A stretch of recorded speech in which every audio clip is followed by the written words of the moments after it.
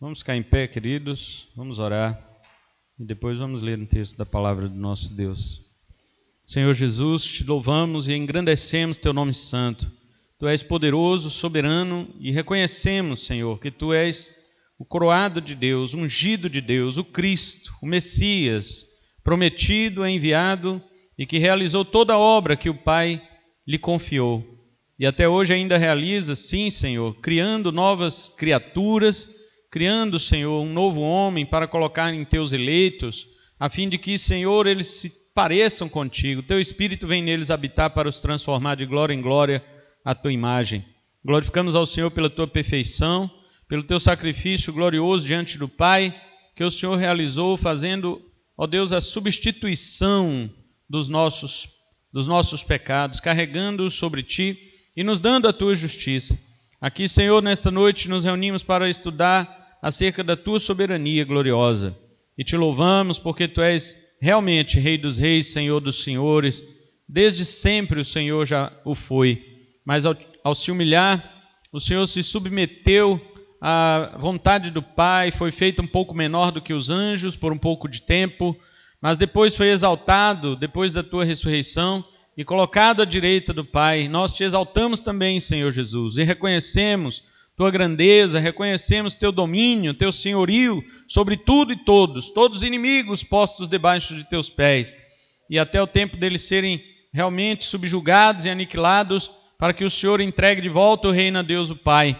Nós te louvamos, Jesus, porque tu és o nosso Senhor. Nós confessamos isto por toda a eternidade, para todo sempre, mediante o teu Espírito Santo, não por nós, não por nosso reconhecimento humano, incapaz, pecaminoso, mas sim por termos sido transformados em novas criaturas pelo Senhor. Te adoramos e te glorificamos, Senhor Jesus, para a tua glória. Amém. Glória a Deus. Vamos ler a palavra do Senhor. Hebreus 2, a partir do 5. Hebreus capítulo 2, a partir do versículo 5.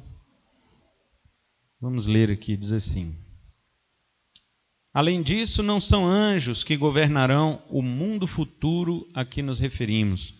Porque em certo lugar alguém disse: Quem é o simples mortal para que penses nele? Quem é o filho do homem para que com ele te importes? E, no entanto, por pouco tempo o fizeste um pouco menor que os anjos e o coroaste de glória e honra. Tu lhe deste autoridade sobre todas as coisas. Quando se diz todas as coisas, significa que nada foi deixado de fora.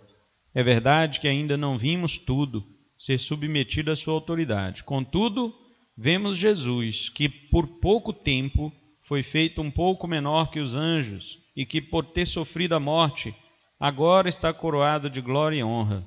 Sim, pela graça de Deus, Jesus experimentou a morte por todos. Amém? Poder sentar. Continuando o texto, você vai ver propósito de Deus, né? Ao ter feito isso em Jesus, com Jesus e por Jesus. Jesus Cristo foi colocado à direita de Deus, como nós já estudamos aqui, por causa da sua humilhação, né? O próprio texto está dizendo isso. Porque ele foi humilhado, então Deus o colocou à sua direita.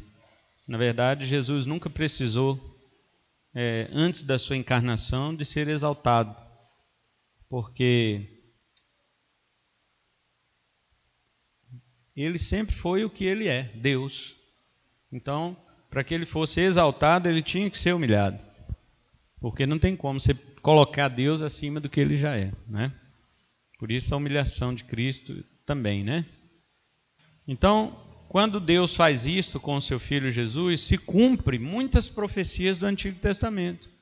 Por exemplo, Tu és o meu filho, hoje te gerei, Salmo 2. Isso era para Cristo. Mas quem é que sabia disso? 1000 anos antes de Cristo, 500 anos antes de Cristo. Quem é que sabia disso? Que era para Jesus aquele salmo. Salmo 110 foi escrito 1000 anos antes de Jesus. Salmo 110. E lá está escrito: Disse o Senhor ao meu Senhor, assenta-te à minha direita, até que eu ponha os teus inimigos debaixo dos teus pés. Quem ia saber que era para Jesus aquilo? Agora, o Espírito de Deus sabia. Então o Espírito de Deus inspirou o escritor, que foi o rei Davi, né, que viveu 1000 anos antes de Cristo, para que ele pudesse escrever aquilo lá. Então, graças a Deus por isso, né? Glória a Deus. Então, hoje nós vamos estudar sobre a soberania de Cristo, né? Até semana passada nós falamos sobre a onipresença, e Cristo onipresente, né? Em espírito, ele está em todo lugar. A Bíblia diz que esse cordeiro que o apóstolo João viu, ele tinha 7 olhos, né? Que são 7 Espíritos de Deus que estão espalhados por toda a face da terra, significando que Jesus tem a plenitude do Espírito de Deus, e por essa plenitude ele realmente está presente em todo lugar. Por essa plenitude ele consegue ver todas as coisas, 7 olhos, né? E ele consegue, além de ver, ele também consegue estar presente. Nada é impossível para nosso Senhor Jesus Cristo. Então ele é soberano, ele é onipresente. Agora hoje nós vamos ver a soberania de Cristo, não é? Quando falamos sobre o poder de Cristo, automaticamente já falamos sobre o seu domínio sobre todas as coisas. Quando falamos Cristo onipotente, né? Os irmãos devem estar lembrados que houve um estudo nosso que nós falamos sobre a onipotência de Cristo. E quando nós falamos aquilo lá, nós já havíamos incluído, né? Implicitamente já havíamos falado sobre a soberania também, porque o que é soberania, senão o domínio do Senhor, né? Soberania é o governo do Senhor. Ele tem domínio sobre todas as coisas, nada escapa ao seu domínio. E o domínio de Cristo é o mesmo domínio do Pai. Ele abarca não só as questões de governo sobre criaturas, como é o caso do seu reinado, né? da sua soberania no reinado, no governo, como também o controle sobre cada movimento de cada parte do universo, visível ou invisível. Então, isto aí é o domínio no sentido de fazer funcionar. Na teologia chama isso de cooperação. É a cooperação. Deus, na sua providência, ele coopera com a sua criação, para que a criação funcione da forma que ela tem que funcionar. Então, quando você leva isso ao ponto mais profundo da reflexão, você vê que não é só a natureza. Por exemplo, por que você, quando planta uma coisa, ela vai nascer, né? A Bíblia diz que aquele que semeia, ele tem certeza que ele vai colher. Por que ele tem essa certeza? Aí as pessoas por causa das leis, né? As leis da natureza. Mas quem estabeleceu as leis? Porque lei é coisa que tem que ser obedecida, não é? Quem estabeleceu as leis para a natureza obedecer? Que as pessoas chamam de lei da natureza como se a natureza tivesse estabelecido uma lei para que outras pessoas obedeçam. Não, a própria natureza está sujeita a uma lei. Quero saber quem estabeleceu a lei para a natureza. Porque ela própria tem que obedecer essa lei, ué. Porque todo ano chove, faz o frio, faz seca, dá fruto, todo ano. Os seres humanos, eles sabem disso. Eles sabem que isso vai acontecer. Por quê? Existe uma lei fixa, determinada. Quem colocou essa lei? É lei da natureza? Como assim? A natureza foi lá e escreveu, determinou uma lei que todo ano vai chover? Para que isso aconteça e repetidamente aconteça, de tal forma que os homens confiem que vai acontecer, tanto que eles plantam esperando a chuva, a Bíblia diz isso, que os homens confiam nisso, é porque Deus assim estabeleceu. Vamos ver Gênesis, por exemplo. No capítulo 1, quando Deus cria toda a vegetação, no versículo 11 Deus disse: produz a terra vegetação, toda espécie de plantas com sementes e árvores que dão frutos com sementes. As sementes produzirão plantas e árvores, cada uma conforme a sua espécie. E assim aconteceu. É por isso que você planta laranja sem esperar batatas. Você espera laranjas. Porque Deus falou que elas tem que ser conforme a sua espécie. É uma lei dada por Deus, não é lei da natureza. É lei de Deus que a natureza obedece, entendeu?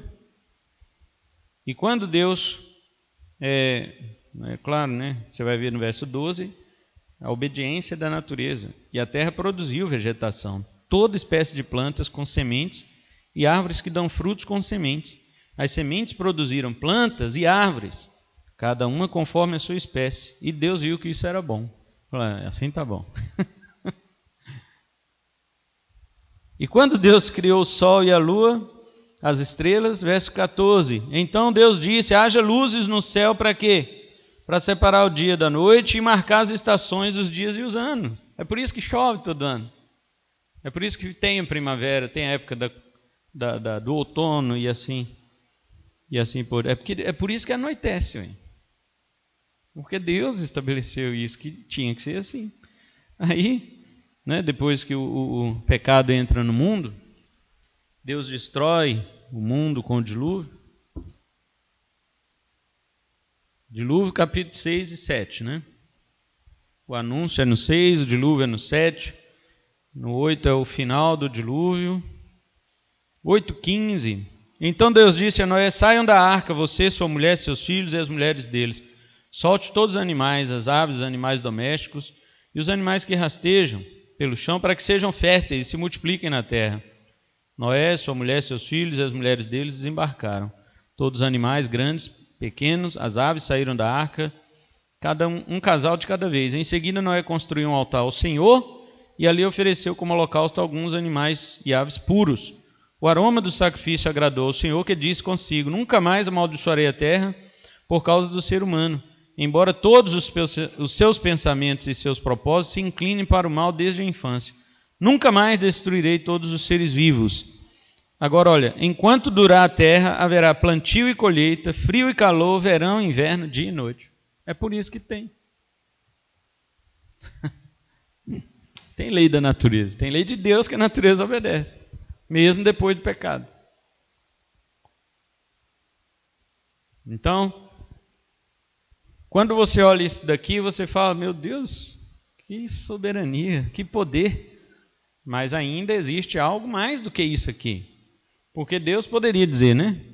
Vai acontecer assim e pronto, se vira e pronto. Tem que se virar, a natureza tem que se virar e fazer. Mas, quando você vai lá em Hebreus, capítulo 1, onde nós lemos,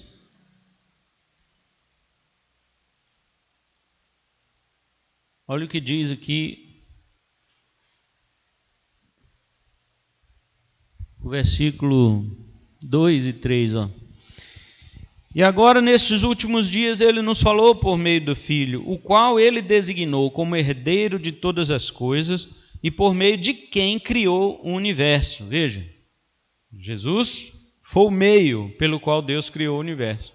Por quê? Jesus não é o verbo, não é a palavra.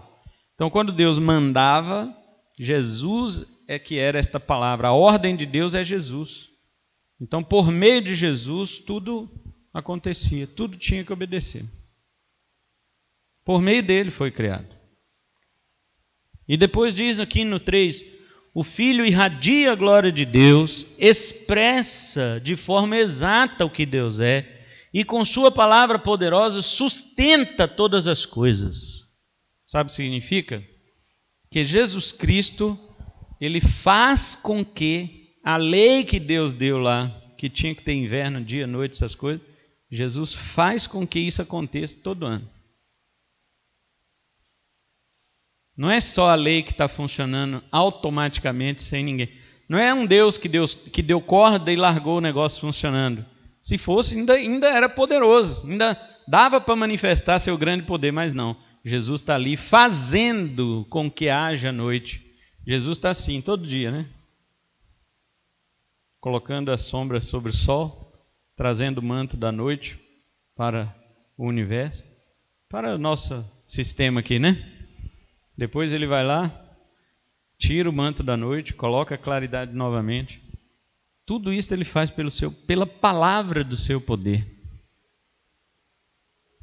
Ele sustenta, ele mantém Ou seja, Deus cooperando com sua criação. Ele criou, ele sustenta e ele coopera com a sua criação. Lá no Salmo 104 fala que a erva do campo, a grama, ouve Deus falar para ela crescer. Ela cresce mediante a palavra de Deus.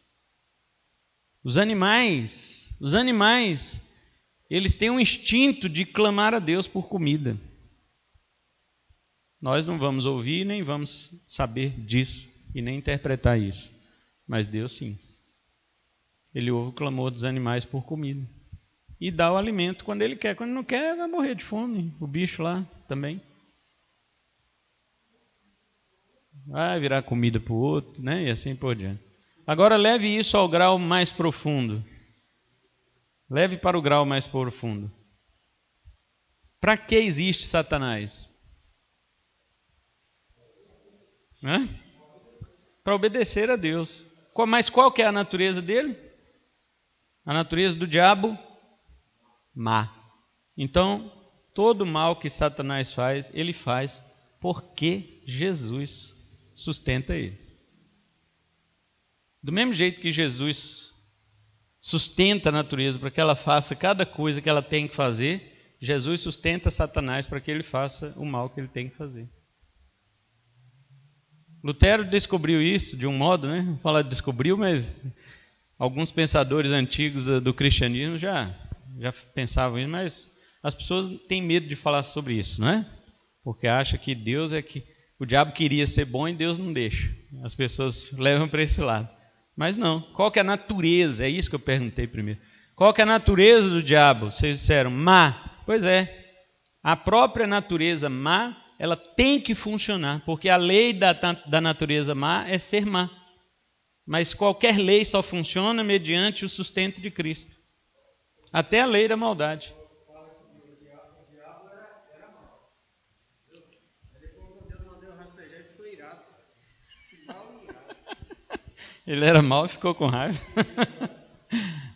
Então, os irmãos, Lutero falou isso claramente.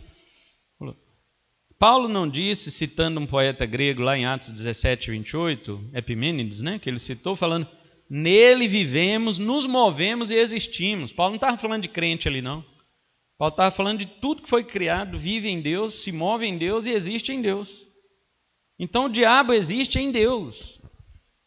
Então tudo que o diabo tem que fazer, assim como cada folha tem que fazer, cada animal, qualquer coisa, a estrela, o que ela tem que fazer, o que nós temos que fazer, anjo, o que o anjo tem que fazer, qualquer coisa, uma gota de chuva, o que ela tem que fazer, um átomo, onde ele tem que trabalhar, tudo isso só pode ser feito mediante a palavra de Jesus, mediante a ordem de Jesus. Então, Deus é soberano sobre todas as coisas, inclusive sobre as leis que regem qualquer natureza que existe. O diabo não pode ser quem é sem Deus. Ele não pode ser mal sem Deus, nem, lógico que nem bom, né? Isso ele já não é, porque não é da natureza dele. Mas nem mal ele pode ser sem Deus.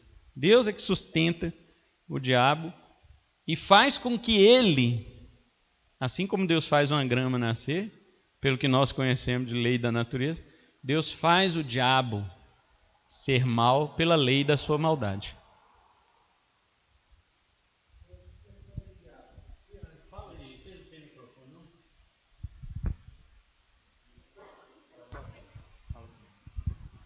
Mas essa questão do diabo, quando Deus criou ele, Lúcifer, ele era bom?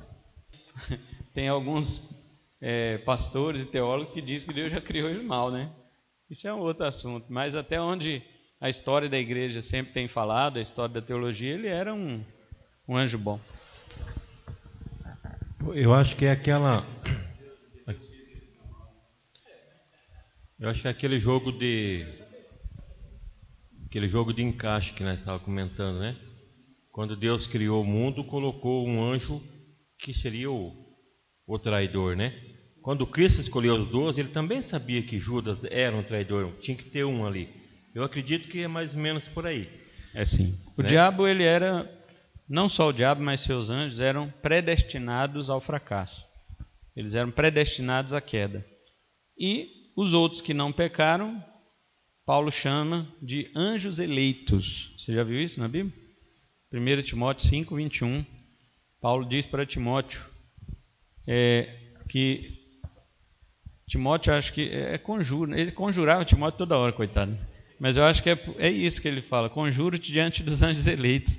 Ou seja, Deus teve os seus anjos eleitos. Esse aqui eu escolho para não pecar, e esse aqui eu criei para pecar. Então, até nisso, a própria natureza, né, de Satanás que o levou ao pecado, ela foi movida em Deus. Mas de tal forma, obviamente, que Deus ele não se contamina com este mal que ele manipula. Deus manipula o mal, o bem. Deus trabalha com qualquer coisa sem se misturar com ela. É igual a criação. Deus não criou tudo do nada? E Deus se misturou com sua criação? Não. O mal é uma criação de Deus, tanto quanto o bem. Então Deus não se mistura com isso. Deus está acima do bem, Deus está acima do mal. Olha o que eu falei aqui. Atos 17, 28, falando de Deus Pai, o apóstolo Paulo, ao evangelizar os gregos em Atenas, ele disse o seguinte: nele vivemos e nos movemos e existimos. O que Paulo está dizendo ali é o que nós acabamos de ler agora em Hebreus, que o Filho de Deus sustenta todas as coisas pela palavra do seu poder. Hebreus 1:3, parte B. Seu poder não é somente o de criar todas as coisas, como nós lemos na parte A. Tudo foi criado por meio dele. Mas ele é a expressão de Deus, de modo que ele sustenta todas as coisas pela palavra do seu poder. Não só cria, mas também sustenta. Vamos ler João 1:3. Todas as coisas foram feitas por intermédio dele, e sem ele nada do que foi feito se fez. Então, está aí. Sem Jesus, nada do que foi feito se fez. Existe muita coisa que não foi feita. Deus fez tudo, mas o que é tudo que Deus fez? Deus fez tudo mesmo? Que tudo foi que Deus fez? Tudo que existe.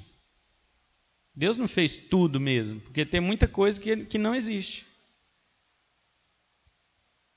Deus só fez tudo que existe. Sem Cristo, nada disso que existe foi feito. Porque tem um monte de coisa que não foi feita. Agora, sem Ele, essas que existem não existiriam. Então, se Deus quisesse fazer mais alguma coisa que não existe hoje, que Ele podia ter feito, claro, Ele ia usar quem para fazer? Jesus, igual Ele usou para fazer as que existem. Né? Então, tudo não é tudo. Tudo é tudo que existe. Tem um monte de coisa que não existe.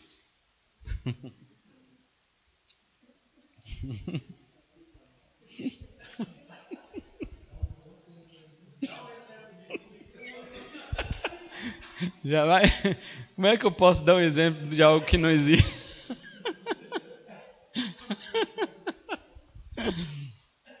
Mas nós, por exemplo, tem um monte de coisa que existe e nós não sabemos que existe. Só para você ver nossa limitação. Ainda que elas existam, nós não sabemos.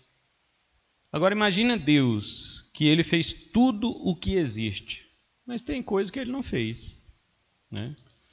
Agora, você pode dizer coisas que Deus não fez contrárias a que Ele fez? Pode. Ações de Deus contrárias a que Ele fez. Ou seja, ações que Deus não fez, poderia ter feito. Por exemplo, salvar Sodoma. Deus poderia ter salvo Sodoma. E Jesus fala isso.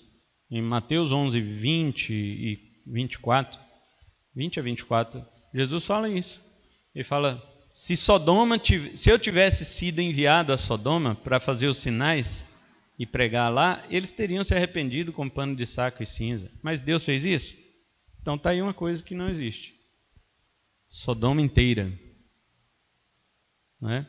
Mas nós estamos só citando o exemplo de uma coisa contrária àquela que existiu, que foi a vontade de Deus.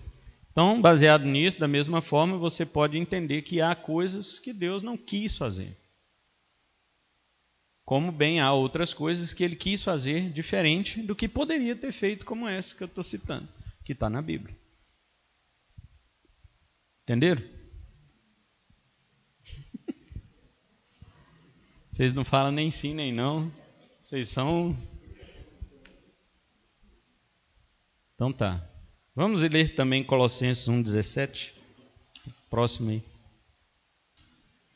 Ele é antes de todas as coisas, nele tudo subsiste.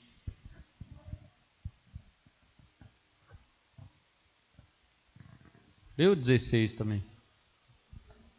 Pois nele foram criadas todas as coisas, nos céus e sobre a terra, as visíveis e as invisíveis, sejam tronos, sejam soberanias, quer principados, quer potestade, tudo foi criado por meio dele e para ele. Tá. Para o nosso texto ali, só o 17 serve, porque eu queria só aquela parte. Nele tudo subsiste. O que é subsistir?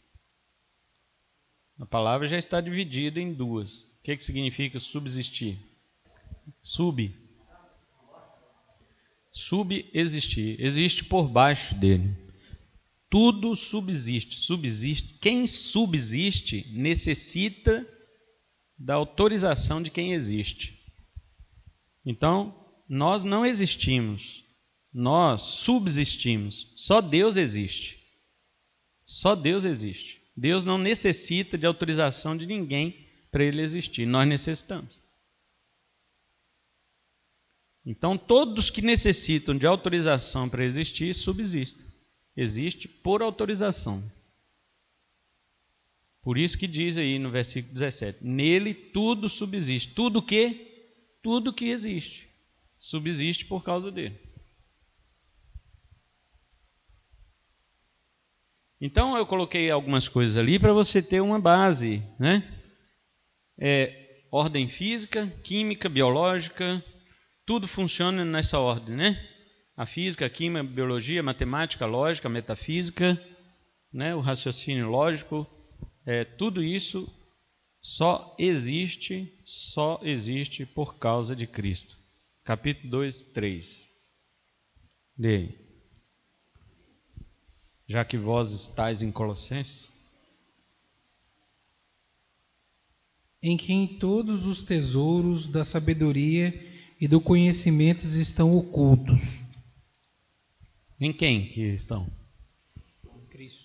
Em Cristo. Todos os tesouros da sabedoria e do conhecimento estão ocultos em Cristo. Então, tudo isso que o ser humano sabe dessas coisas, né? De matemática, de cálculos, de raciocínios, de lógica, né? De física, né? Descobre as leis, né? Chamadas, né? As leis da física, da química e todos esses átomos, né? A existência dos seres, a biologia e tal. Tudo isso está oculto em Cristo. Os tesouros do conhecimento e da sabedoria estão ocultos nele.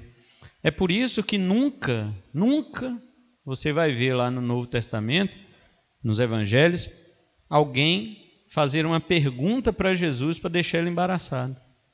Não tem como. Nele estão todos os tesouros do conhecimento e da sabedoria. Qualquer coisa que alguém viesse falar com Jesus, podia ser o que fosse, quem fosse, seja lá quem fosse.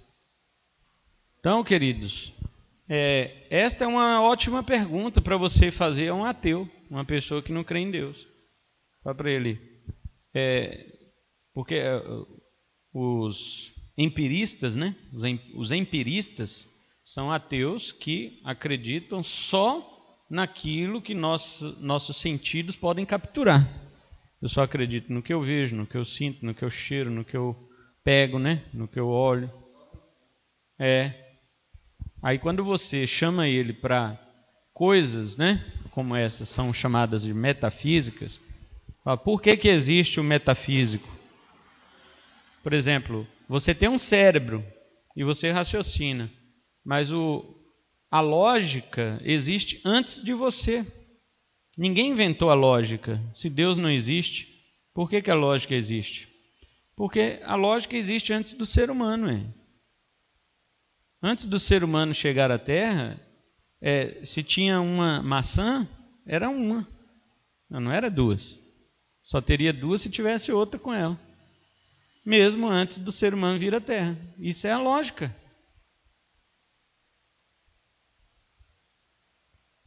Então, nós que cremos na criação, quando Deus criou Adão, Deus foi ensinar Adão matemática. Olha, aqui tem uma maçã. Se você colocar mais um, é duas. São duas.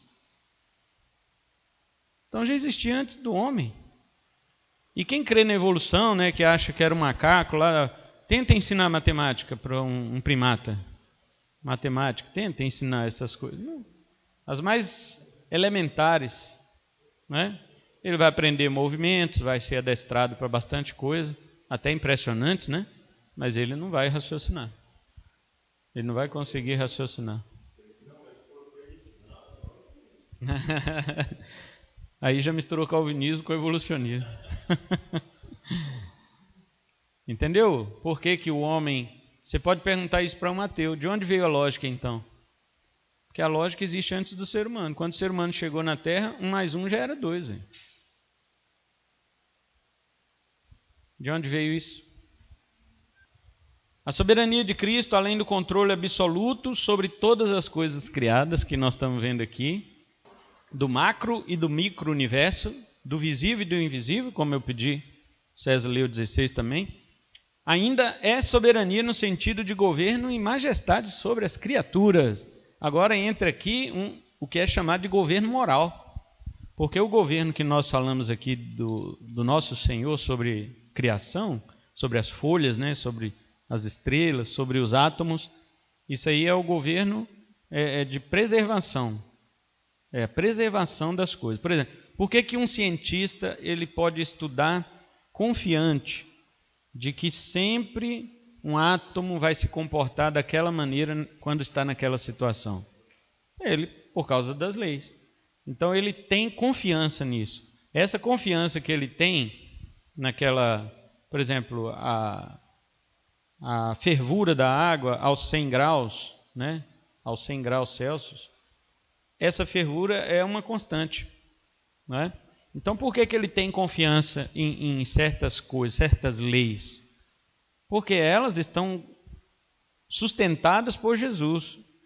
E ele, como não confia em Jesus, não crê em Jesus, o que vai ser cobrado dele, né, no dia do juízo, isso daí, ele acha que ele pode confiar porque aquelas coisas em si elas são seguras, mas não pode ser segura, porque até ele que está descobrindo aquilo depende da certeza dos movimentos das moléculas para ele tirar as conclusões de seus estudos. Ele depende daquilo, daquela certeza. Se não houver aquela certeza, ele não consegue concluir nenhum estudo, ele não vai tirar nenhum diploma. Então, até nisso, o ateu depende de Deus. Como Vantil dizia, né? O ateu é uma criança sentada no colo do pai, dando tapa em seu rosto. Ele viu isso, né? Uma criança, ele estava viajando de trem, lá na Europa, lá, e aí, na frente dele, tinha uma criança sentada no colo do pai, e o pai cuidando, dando café e tal, e a criança dando tapa no rosto do pai. E ele pensou, não, como nós pensamos, né? Mas que pai velho frouxo, né? Podia dar um couro nesse moleque. Mas ele pensou assim, rapaz, os ateus são assim, os ímpios são assim. Eles sentam no colo de Deus, recebem todo o favor de Deus e dão tapa no seu rosto. E de fato, tudo que Deus fez, o ateu respira o oxigênio de Deus para poder pronunciar palavras contra Deus. Se eu fosse Deus, não deixava. O cara fala logo isso, né? Se eu fosse Deus, não deixava. Mas Deus deixa, por enquanto, né? Por enquanto. Um dia as coisas vão ser colocadas no seu lugar. Vamos ler Apocalipse 17, 14, 19, 16. 2 vezes ali no Apocalipse, onde Cristo é chamado de Rei dos Reis, Senhor dos Senhores. Pelejarão eles contra o Cordeiro, e o Cordeiro os vencerá, pois é o Senhor dos Senhores e o Rei dos Reis. Vencerão também os chamados, eleitos e fiéis que se acham com ele. Agora o 19:16. Você vê que os ímpios vão se juntar aí para pelejar contra o Cordeiro, né? Tem no seu manto e na sua coxa um nome inscrito: Rei dos Reis e Senhor dos Senhores. Então tá, isso aí é um título, né, que é dado aí para Jesus, que foi dado para Jesus como Rei de todos os reis, Senhor de todos os senhores. Nós sabemos aí que existe hierarquias de governos, de domínios entre toda a história humana, né? Começando com os grandes conquistadores, depois os monarcas, os imperadores e assim por diante, até chegar em sistemas democráticos, né, de governo, presidencialistas, republicanos, essas coisas. Mas eles são apenas senhores passageiros. Inclusive, quando Jesus esteve na terra, ele foi submetido a um dos senhores passageiros, né, que era, no seu tempo, o Tibério César, né? Tibério César, mas Jesus não teve contato com ele, porque Jesus não saiu dos limites de Israel. Mas Jesus teve contato com as autoridades judaicas e as autoridades romanas que estavam ali em Israel. Na época do ministério de Jesus, por exemplo, a autoridade romana era Pilatos, né? Lá em Jerusalém, mas Jesus ele não ia muito em Jerusalém, ele ia pouco em Jerusalém, e ele ficava mais no norte, na Galiléia. E quem dominava a Galiléia era Herodes. Herodes que matou o primo de Jesus, né? João Batista. E ele era doido para matar Jesus também. Inclusive, mandaram um recado uma vez para Jesus, né? De Herodes. Falando, ó, sai daqui porque Herodes quer te matar. Jesus falou, fala com aquela raposa. Jesus chamei de raposa. Já leu isso no texto bíblico? Fala com aquela raposa lá que hoje e amanhã eu faço, né, a obra do meu Pai, para que no terceiro dia, é uma menção, né, que Jesus Cristo faz, a sua morte e ressurreição. Ele está querendo dizer para aquela raposa de Herodes que nada vai impedir o que ele tem que fazer, mas que um dia ele vai morrer pela vontade do Pai e depois vai ressuscitar. Jesus não tem medo nenhum de Herodes, não tem medo de Pilatos, nem nada, mas submete a essa autoridade, né? Só que como Herodes era muito escarnecedor, então Jesus, quando foi levado a julgamento diante dele, Jesus não falou nada, né? A única autoridade que Jesus não dirigiu nenhuma palavra foi Herodes. Jesus falou com Caifás, Jesus falou com Pilatos, mas Jesus não falou com Herodes. Mesmo Herodes fazendo de tudo, fez um monte de coisa, perguntou tanta coisa, queria que Jesus fizesse milagre, no fim, quando ele viu que Jesus não ia fazer nada, ele começou a escarnecer de Jesus, né? Mandou colocar um manto sobre ele e tal. Mas agora você vê que a Bíblia, o Novo Testamento, reconhece Jesus como Rei dos Reis, Senhor dos Senhores. Aqui o termo é mais amplo, porque reis refere-se às autoridades constituídas, né? São os civis, as autoridades civis e políticas. Agora, os senhores são as autoridades profissionais, os patrões, né? Todos que têm funcionários. Naquela época, escravos, né? Naquela época de Jesus havia muitos escravos. E o patrão do escravo era chamado de senhor. Aqui está dizendo que Jesus é Senhor dos senhores.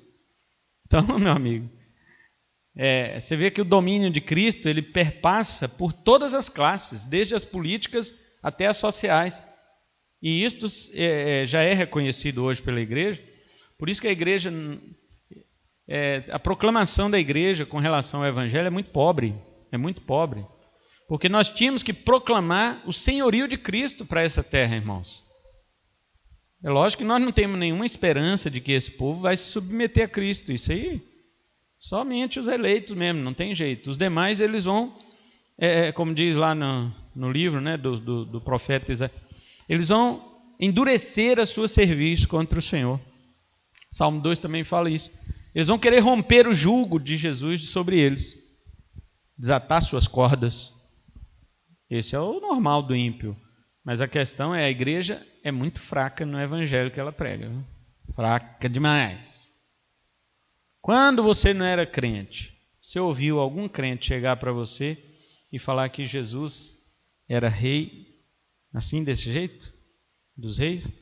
Que ele era senhor de qualquer senhor? Que todo mundo que ia ter que dobrar o joelho diante dele para confessar? Você ouviu alguém falar isso quando você não era crente? Que Jesus Cristo é dominador de todas as coisas? que qualquer senhor poderoso, quem quer que seja aqui na terra, até quem julgou Jesus, igual Pilatos, vai ter que se ajoelhar diante dele no último dia? E que toda língua vai ter que fazer, todo joelho vai ter que se dobrar diante dele? Você ouvia falar isso? As pessoas falarem isso com você? Não falar. Se ouvia era raridade. Algum caso aqui e ali. A maioria ficava falando para a gente, Jesus te ama. Nossa, Jesus, sabe, ele é tão mansinho, ele é um... ele tem um plano, ele é amor, né? É claro que ele é isso. Não estou negando que ele é. É óbvio, a Bíblia diz que ele é isso também. A questão é que o mundo vai piorando. É isso que a Bíblia diz ou não? O mundo vai piorando. O mundo que eu quero dizer não é a criação, não. São as pessoas. As pessoas vão piorando e nós não vamos endurecendo a palavra, não. Quanto mais duro eles ficam, irmãos, mais rígida tem que ser a palavra de Deus para eles, velho. Agora o ser humano ele vai crescendo em seu pecado e nós vamos baixando a cabeça? Nada disso. Fala, olha, curvem-se diante da autoridade de Jesus. Você não vai fazer nada com a pessoa, você vai falar. Nós somos proclamadores. As duas testemunhas de Apocalipse 11, que é a igreja, elas falam e desce fogo do céu. Não é ela que mata a pessoa, não, hein?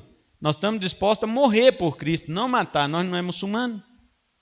Nós não mata por Cristo, a gente morre. Mas a verdade nós falamos. A verdade nós falamos mesmo como espada. E o problema é que nós não temos falado. A gente fica com medo. Agora o problema maior nós sabemos para onde essas pessoas estão indo, né? Nós sabemos para onde eles estão indo. Eles não sabem. Então é nossa obrigação falar. Né? Que crente é esse que diz que ama, que tem o amor de Deus e não avisa que o cara está indo para o precipício? Se você soubesse que uma pessoa que você não conhece está caminhando aqui, está indo, né, na toda velocidade, e você sabe que aquele caminho é um precipício, você não ia avisar para ela, mesmo que você não conhecesse? Agora a gente não avisa, sabendo que o precipício é eterno. A gente não fala nada. Nem conhecendo a gente não fala. Então lá, viu isso agora, né? É isso? 1 Timóteo 6,15. Vamos ver o 15 e o 16, né? A qual em seu tempo mostrará a bem-aventurado, o único poderoso Senhor, Rei dos reis, Senhor dos senhores.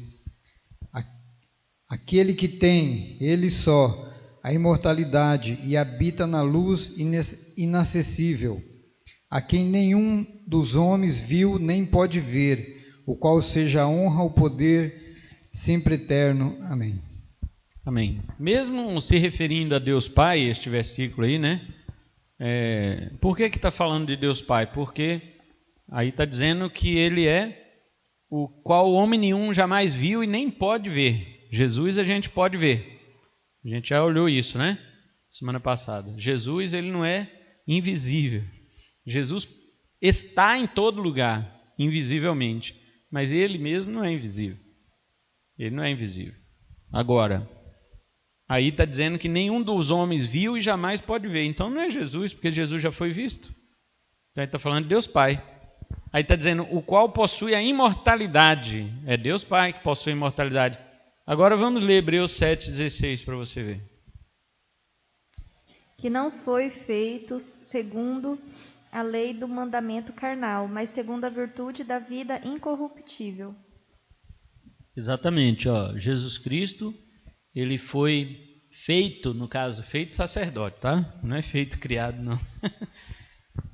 Jesus foi feito sacerdote segundo a vida indestrutível, incorruptível, a vida que não se pode destruir, ou seja, imortalidade. Ele e Deus Pai. Jesus e o seu Pai têm a mesma essência. Indissolúvel. Uma vida que não se pode dissolver, não é isso? Então, mesmo com todas estas referências sendo sempre atribuídas ao Pai, você vê que Jesus Cristo as tem da mesma forma. A carta aos Hebreus nos mostra como Deus Pai exaltou a seu Filho, de tal maneira que ele colocou todas as coisas sujeitas aos pés. Vamos ler Hebreus 1:13, 2:8, nós já lemos, né? Hebreus 1:13. Ora, a qual dos anjos jamais disse: assenta-te à minha direita, até que eu ponha os teus inimigos por estrado dos teus pés? A qual dos anjos Deus disse isso? Nenhum deles. Para os adventistas foi para Miguel, né? Que Jesus falou isso. Que Deus falou isso. Adventista fala que Miguel é Jesus, né?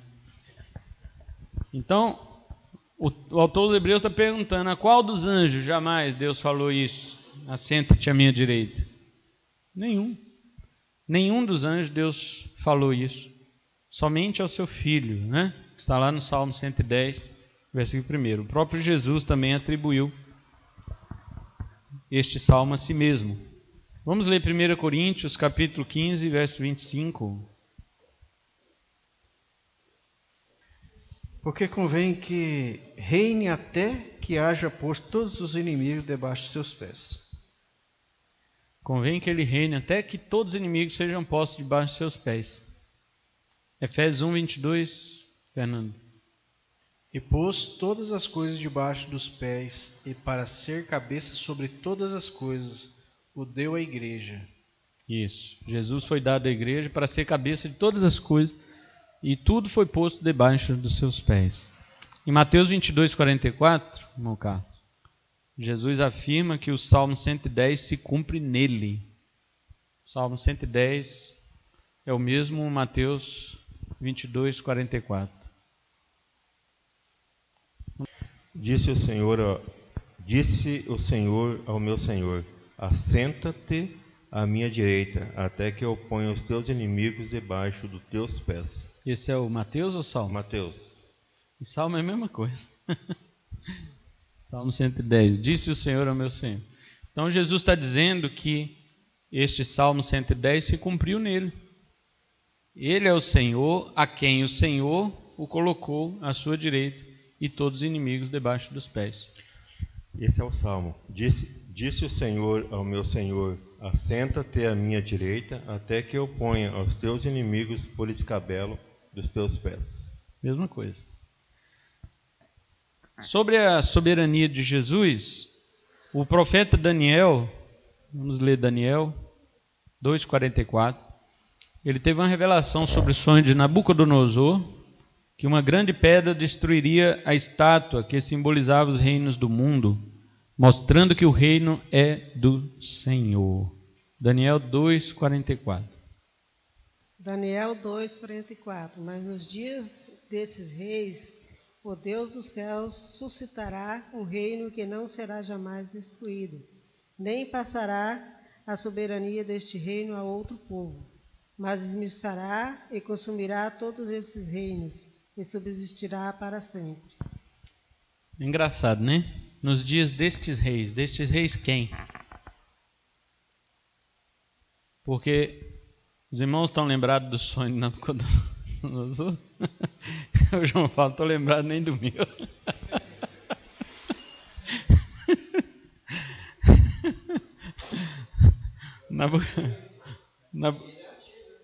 Esse é da época, viu, João?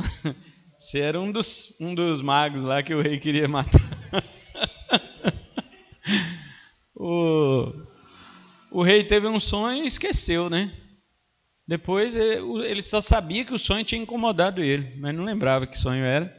Mandou chamar todos os seus magos, mas Daniel não estava, porque era muito distante, né, de outra cidade ali. Ele falou para os caras: vocês têm que me dizer agora o que foi que eu sonhei. Porque e depois vocês me dão a interpretação. Aí os caras, ué, mas conta o sonho que a gente dá a interpretação. Não, eu esqueci, ué. Vocês estão vendo que eu é muito fácil, né, João? O rei falou: mas eu esqueci, eu já falei com vocês que eu esqueci. Ué, agora eu quero ver se vocês são meus astrólogos de verdade. Quero saber o que foi que eu sonhei. Que vocês estão vendo que vocês estão me enrolando, ganhando tempo em cima de mim. E aí, não, Senhor, não existe isso e tal. Eles chegaram, quando o rei ameaçou de morte, eles chegaram a falar, isso só está com os deuses. Esse poder aí de saber o sonho dos homens só está com os deuses. Então vocês estão me enrolando. Chamou o escrivão lá, faz um decreto aí que vai matar esses caras tudinho aí. Vou contratar outros teólogos, outros astrólogos para mim. Misericórdia, teólogo não. Já morreu muito.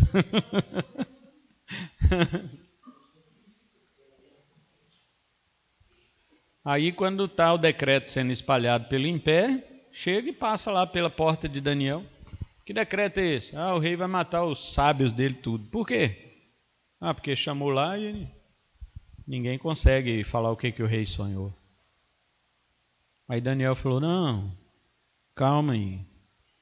Dá um prazo aí de 3 dias para nós vamos orar. E depois Deus vai me dar o sonho que ele deu para o rei lá. E eu vou lá contar para ele qual foi o sonho dele. Aí os caras, que isso, tudo bem então. Deu os 3 dias, Daniel orou com seus 3 amigos. E Deus deu o sonho que tinha dado para Nabucodonosor, Deus deu para Daniel igualzinho. E aí Daniel acordou, louvou a Deus, Não esqueceu não, senão ele ia ter que fazer a mesma coisa, chamar o Sadraque. O que foi mesmo que eu imagino? Aí, rapaz, ele adorou a Deus e foi lá, marcou audiência com o rei. Falou, você sonhou, rei, que tinha uma estátua muito grande e que a cabeça dela era de ouro, cabeça de ouro. O peito e os braços eram de prata, Agora o abdômen, a cintura dela era de bronze, as pernas e os pés eram de ferro. E os pés e os dedos eram de barro misturado com ferro. E isso foi o sonho que você teve. Depois você viu que uma grande pedra, ela vinha cortada sem mãos, lá do alto ela vinha e caía sobre os pés dessa estátua, e a estátua era toda esmiuçada, quebrada, e essa pedra que veio, cortada do céu sem mãos, ela bateu ali e começou a encher toda a terra. Aí o rei, nossa, é mesmo, cara, como pode, Mas o que significa isso? O rei lembrou, Foi isso mesmo que eu sonhei. Falou, ele significa que a cabeça de ouro é o Senhor, é o Império Babilônico. Depois do Senhor vai vir outro império. Não é tão poderoso igual o Senhor, de ouro, vai ser de prata, Vai ser o império de outros reis, Daniel não falou que seriam os medos e os persas, Mas a gente sabe que foi porque a história foi desse jeito, igual no sonho. Depois esse reino também passará e virá um reino inferior de bronze, que seria o Alexandre o Grande, Império Grego. E depois deste reino virá também o rei de muitas coalizões, que era o Império Romano. Aí já seria de ferro, O ferro misturado com barro é por causa dos bárbaros, que eles estavam em volta do Império Romano. E depois eles foram penetrando ali no Império Romano, enfraquecendo o ferro, por causa do barro, Ferro e barro não se misturam, acaba enfraquecendo a estrutura.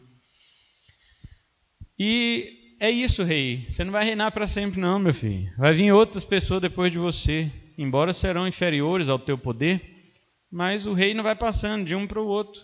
Agora essa pedra que o senhor viu aí, no sonho, ela aí o verso 44. Esse é o reino eterno. Vai vir um rei nos dias destes reis. Estes reis quem? Os imperadores romanos. Nos dias do ferro. Ou seja, nos dias do Império Romano, já tinha passado Júlio César, tinha vindo agora César Augusto. Jesus nasceu na época de César Augusto. Depois César Augusto morreu, Jesus era criança, veio Tibério César. Na época destes reis virá um reino, que é Jesus, bem humilde. Uma pedra cortada sem mão. Ninguém nem ia ver, nem ia fazer barulho, nem sinal. Mas depois que ela ia cair, sobre essa estátua ia destruir todos estes reinos e ela mesma ia encher toda a terra. É o cristianismo. Nasceu justamente na época do Império Romano, que era as pernas de ferro e os pés de barro e ferro. Foi lá que o cristianismo nasceu, na época do Império Romano, nos dias destes reis. E o que aconteceu? O Império Romano caiu no ano 476 depois de Cristo e o cristianismo só cresceu. de lá para cá, já encheu toda a terra. Quase todo mundo conhece o cristianismo. 33% da população mundial é cristã. Então, o sonho de Daniel se cumpriu, né? Agora, esse reino, Daniel diz que ele não passará, não vai passar. A igreja vai reinar aqui na terra até Jesus voltar. E quando Jesus voltar, que houver mesmo a restauração de todas as coisas, vai reinar eternamente, meu amigo. Vai encher, essa pedra vai encher o mundo inteiro. Entendeu? Então não tem como falhar as promessas e as profecias. Então, aquela pedra que destruiria a estátua, que simbolizava os reinos do mundo, ela mostra que o reino pertence ao Senhor. O reino pertence ao Senhor. Ele que é soberano. Não tem ninguém que vai dominar para sempre, né? O domínio de Cristo sobre as nações também é expresso nos termos cetro de ferro. Vamos ler aí, Apocalipse.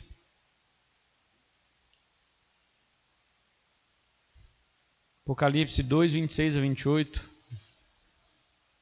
Ao que vencer e ao que guardar as minhas obras até o fim, eu lhe darei autoridade sobre as nações, e com vara de ferro as regerá, quebrando-as do modo como não quebrados os vasos do oleiro, assim como eu recebi a autoridade do meu Pai.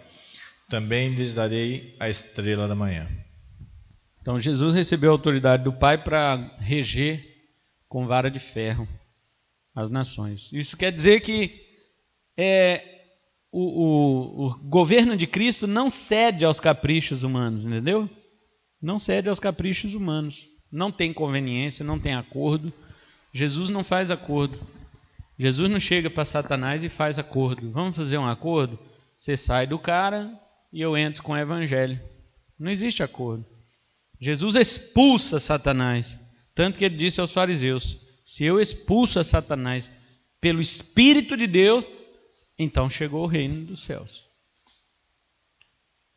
Então, uma das provas que o reino dos céus já tinha chegado é por causa disso, porque Jesus expulsava. No grego, a palavra expulsar é jogar fora. Jesus pegava o diabo pela gola e jogava fora. Não tinha conversa. Não tinha esse negócio, vamos fazer acordo. Eu fico pensando nos crentes de hoje, né? Os crentes de hoje fariam acordo. Fariam acordo com Nabucodonosor, fariam acordo com Herodes, fariam acordo com Pilatos, fariam acordo com o sumo sacerdote. Os crentes de hoje fariam, hein? Eles não falam que você tem... Não, pastor, nós temos que ter um discurso tranquilo, cuidar, né? Cuidado para não ofender essas pessoas.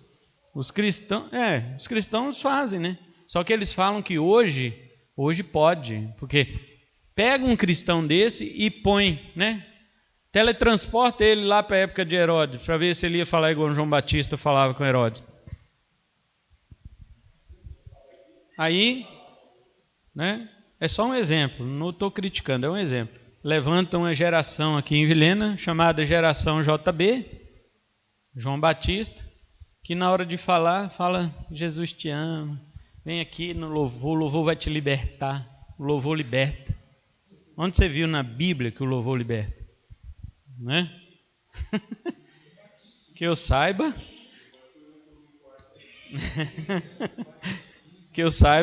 Jesus falou: conhecereis a verdade os libertará, né? É a palavra, santifica-os na verdade, a tua palavra é a verdade, então o que liberta é a palavra, não é o louvor não. Mas aí vem todo mundo dizendo que é João Batista, é geração isso, é geração aquilo, e não fala o que os caras falavam, e se falar não sabe o significado. Arrependei-vos. O que é? Vem aqui, me fala o que é arrependimento. Não sei não. Não sabe. Eu já falei que se eu não fosse crente, eu ia perguntar para os crentes o que é esse negócio que eles ficam falando. É o povo que não pergunta, rapaz, para deixar os crentes apertados. Graças a Deus, o Senhor me fez crente desde criança. Se eu não fosse crente, eu ia perguntar para vocês crentes: o que é isso que você está falando? O que significa aceitar Jesus? Explica para mim. Ia perguntar, né? Porque se for para trocar de religião, Mas isso aí é clubismo. Isso é clubismo. Igual você troca de clube.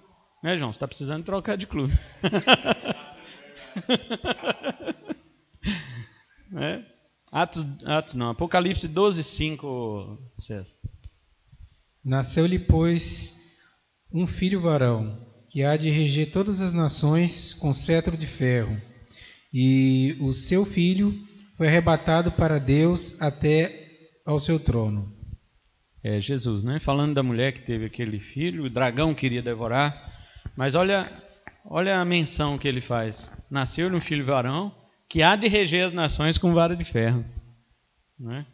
Então esse é o reino de Cristo. O reino de Cristo não é igual a gente fica aqui. Ai, a florzinha de Jesus, né? Para você. A Mica que canta isso, uma florzinha.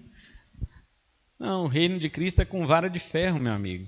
É cetro de ferro. Jesus não é subjugado. Os crentes, eles são subjugados na questão da força física, né? A opressão, a marginalização. Sim, ué. Mas isso não vai fazer a gente mudar o que é o evangelho, não. A proclamação vai ser a mesma. Nós vamos estar marginalizados lá, jogado fora, igual João Batista, jogado fora lá no deserto, mas quem passava, as caravanas que passavam, ele falava a mesma coisa. Ele não mudava nada, não. Para agradar, não, agora está passando a caravana de Herodes, deixa eu falar bonitinho aqui, né? Não, era a mesma coisa, arrependei-os, porque é chegado o reino dos céus. E os caras perguntavam, tá? Para João Batista, o que eu tenho que fazer? Falei. E ele falava. Se você tem 2 túnicas, dá um para quem não tem. Você que é soldado, contente-se com o seu soldo. Você que é fariseu, sacerdote, é uma raça de víbora. Você é uma cobra. Vem para cá batizar, porque vocês estão precisando se arrepender de seus pecados. Aí os caras, não, mas nós já somos judeus, nós já somos filhos de Abraão. Quem tem que batizar é o gentil, né? Não, Deus pode fazer até dessas pedras filho de Abraão, se ele quiser. Vocês precisam arrepender. João Batista não tinha nada, ele não devia nada para ninguém. Então o negócio dele era mais sério, né? Apocalipse 19:15, viu? Vamos ler mais um texto, né? Falando que Jesus vai dominar com vara de ferro. E da sua boca saía uma aguda espada para ferir com ele as nações. E eles a regerá com vara de ferro, e ele mesmo é o que pisa o lagar do vinho, o furor da ira de Deus Todo-Poderoso. É umas coisas que se você for falar no evangelismo, o cara vai dizer, não, você não pode falar. Não é?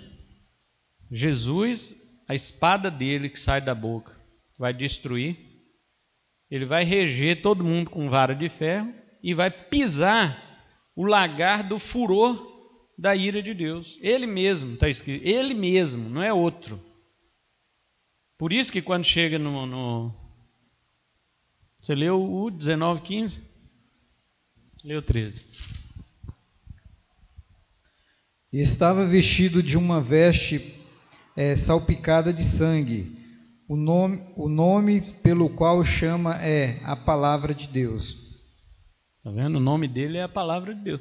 O nome dele é o Verbo de Deus. E a roupa dele está manchada de sangue. Por quê? Porque ele mesmo, verso 15, pisará o lagar do furor da ira de Deus. Ele vai pisar nos ímpios, de modo que vai sangrar os ímpios e sujar suas vestes. Então ele não é amor, né? Então ele não é aquele Jesus bonitinho do quadro, do olho azul, né? Do cabelinho bem, da barba bem cheinha assim, né?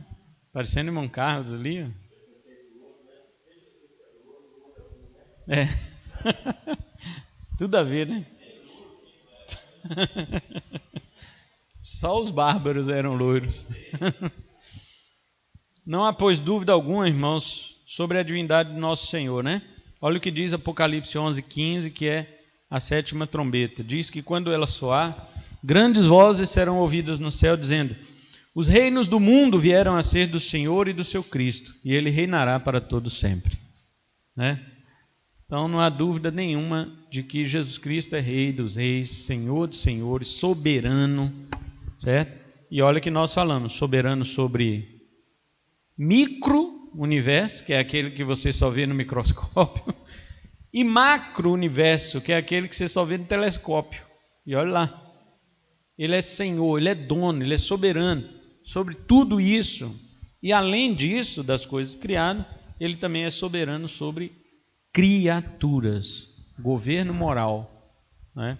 Além de existir o governo soberano dele, né? Que preserva todas as coisas, que obriga todas as coisas a funcionarem conforme as leis que ele estabeleceu, ele também governa com cetro de ferro todas as criaturas, anjos e homens, criaturas morais, governo moral do nosso Senhor.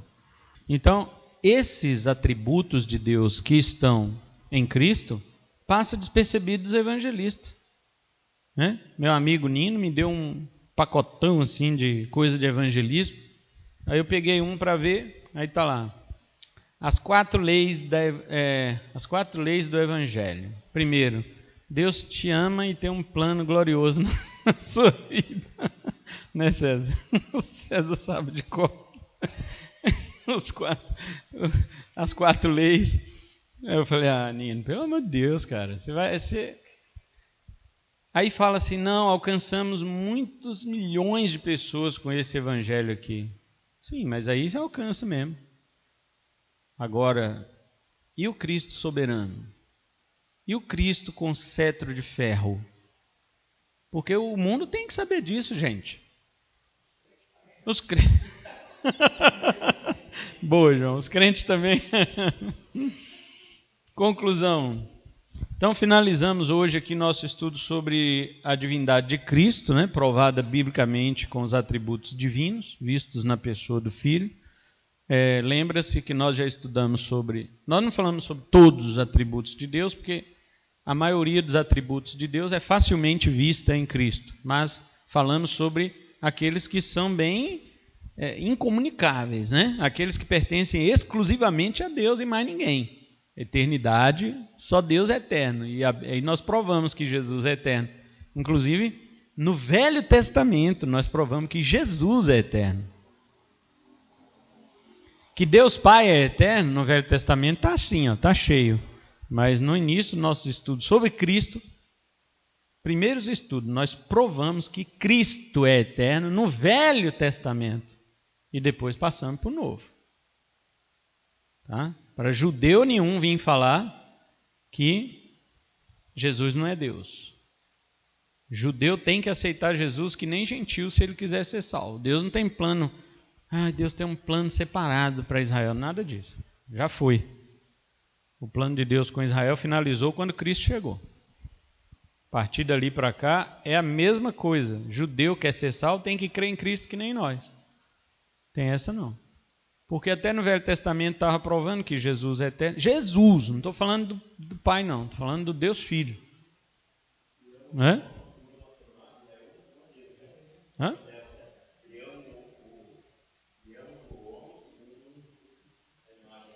Aquela é uma delas, né, de uma forma ainda bem velada, mas tem outras bem claras, né, bem claras mesmo, que Jesus é eterno, no Velho Testamento.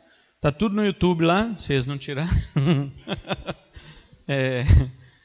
Então, provamos biblicamente que Jesus é eterno, provamos biblicamente que Ele é onipotente, que Ele tem todo poder, provamos biblicamente que Ele é onisciente, que Ele sabe todas as coisas, provamos biblicamente que Ele é onipresente, soberano. Né? Estas foram aí qualidades de Deus vistas em Cristo, vistas na pessoa de Cristo. Então, está mais do que provado que Jesus é Deus. É óbvio que outros atributos de Deus Jesus tem. Por exemplo, Deus é verdade. Né? No Velho Testamento fala que Deus é a verdade.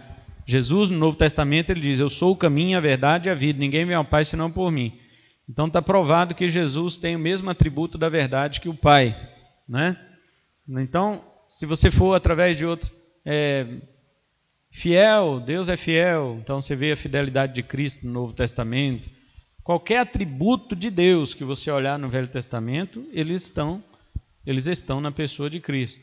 Deus é justo, Deus é justiça. Jesus também viveu uma vida justa, né? Foi o único que obedeceu à lei do Pai. E aí por diante, né? Deus é amor, Jesus também é amor. Amai-vos uns aos outros como eu vos amei. Ninguém tem maior amor do que este de dar a sua vida pelos seus amigos, né? Então por aí vai. Qualquer atributo do Pai que você pensar, Cristo tem. Mas nós selecionamos só aqueles que são exclusivos de Deus mesmo, que Ele não comunica com suas criaturas em nenhum grau. Mas Jesus os tem. Então Ele é Deus.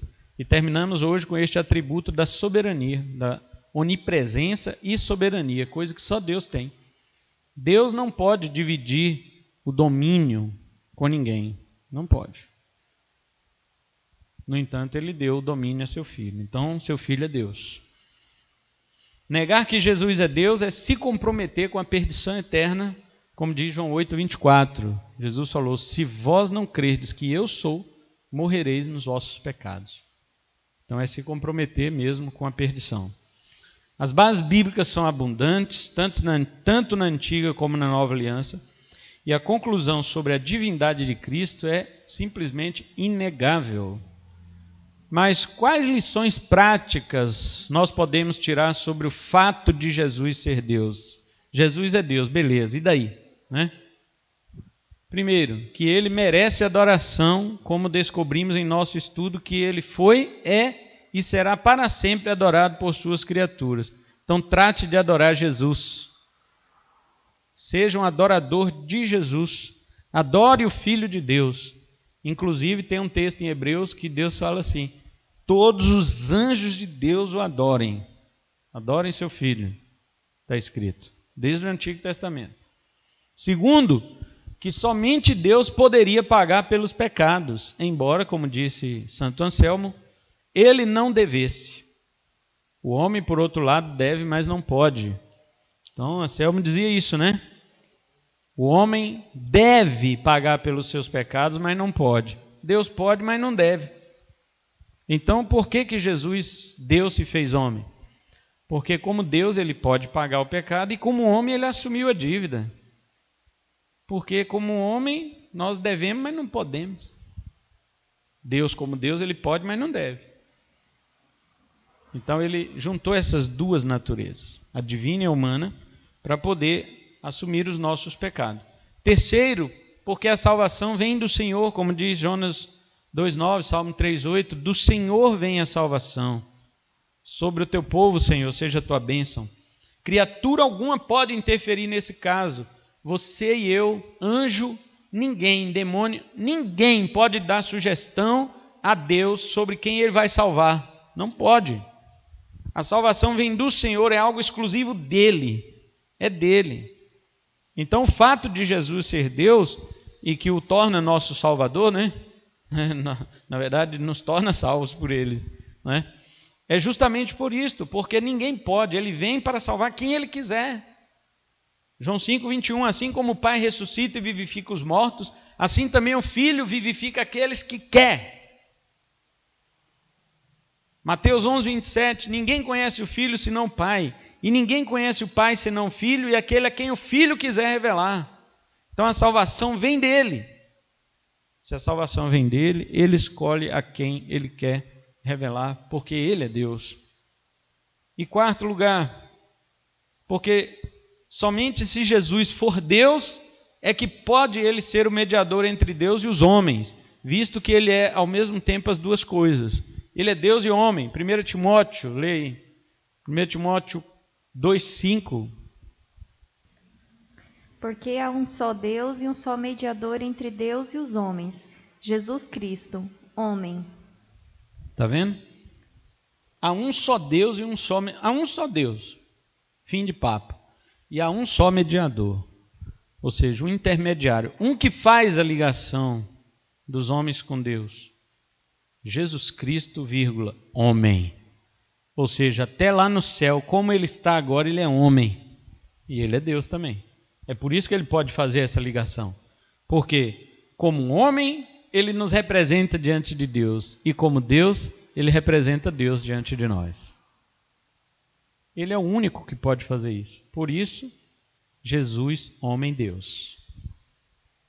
Não cai na conversa furada de Valnício e Milhomens, que diz, como dizia também Benihim e outros bobocas, né, da teoria da prosperidade, que não só ensina dinheiro, não, ensina mais besteira. Dizia assim: Deus se fez homens para que os homens se façam deuses. Aí todo mundo... E sabe quem está repetindo isso hoje aqui no Brasil, né? Os coaches. Tiago Brunet, Victor Azevedo, aquele outro lá do Dave Leonardo, que vocês gostam. Esse eu sei que vocês gostam. Ele...